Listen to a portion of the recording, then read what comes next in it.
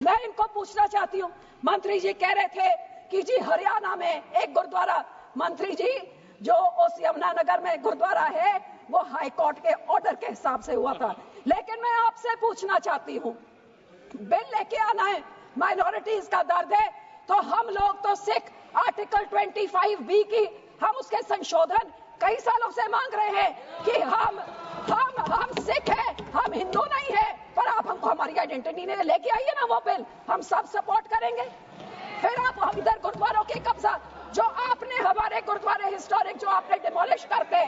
आपने जो डांगमार साहब सिक्किम में आपने डिमोलिश कर दिया, हरिद्वार में ज्ञान गोदरी आपने डिमोलिश कर दिया, उड़ीसा में मंगू मठ जो डिमोलिश कर दिया, जो माइनॉरिटी के गुरुद्वारे आप डिमोलिश कर रहे, बहुत अच्छा आपका अयोध्या बन गया। लेकिन जो नियत साफ होती तो उसके बोर्ड में 2 मुसलमान तो डालिए, 2 मुसलमान डालते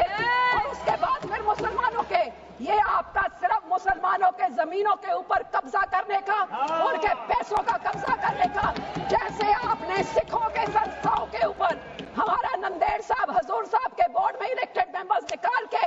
गवर्नमेंट में उधर अपने नॉमिनेटेड मेंबर्स बिठा दिए। हरियाणा का हमारा तोड़ के, हरियाणा की SGPC तोड़ के आपने पिट्ठू पपेट्स वहां बिठा दिए। पटना साहब ने भी यही कहा और अब हमारी SGPC में भी आप यही कर रहे हैं।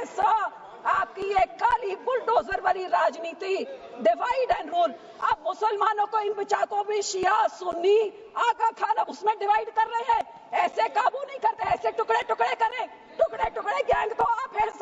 हर माइनॉरिटी के टुकड़े टुकड़े, कभी मुसलमानों के, कभी सिखों के, और ये आपकी जो गंदी राजनीति है, आप ये इतना सोच लीजिए सर 2 मिनट कि जैसे जो हमारे गुरबानी में कहते हैं ना, जो आप बीजते हो वही आप भोगते हो।